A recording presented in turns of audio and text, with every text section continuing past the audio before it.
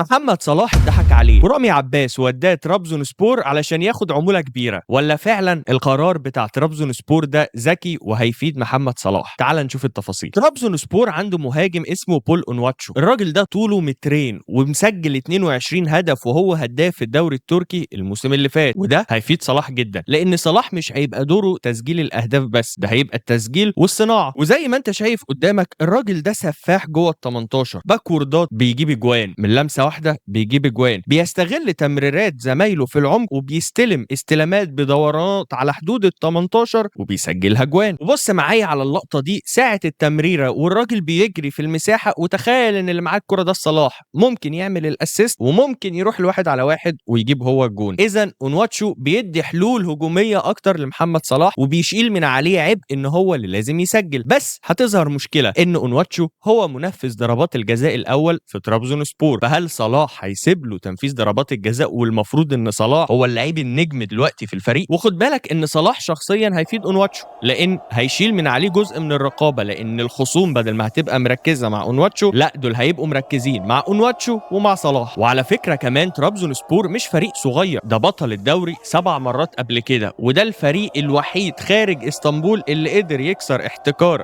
فنربخشة وجالاتا سراي وبشكتاش للدوري التركي، يعني فريق عنده تاريخ. ترابزونسبور كمان هيلعب ملحق الدوري الاوروبي، يعني عنده فرصه يبقى موجود في اليوروبا ليج الموسم القادم. يبقى صلاح هيلعب في دوري حدته اقل، يقدر ينظم مجهوده طول الموسم، مش محتاج يشارك في ال 90 دقيقه في كل الماتشات، وهيبقى موجود اوروبيا. وده هيفيد منتخب مصر لان انت هيبقى عندك لعيب نجم فرقتك جاي وهو مش مرهق، لان هيقدر يوزع مجهوده على مباريات الدوري. قول لي رايك بقى، هل ترابزونسبور كان خطوه ذكيه من محمد صلاح علشان يقدر يدير كاريره في الفتره دي، ولا صلاح اتسرع وكان ممكن يروح فريق احسن؟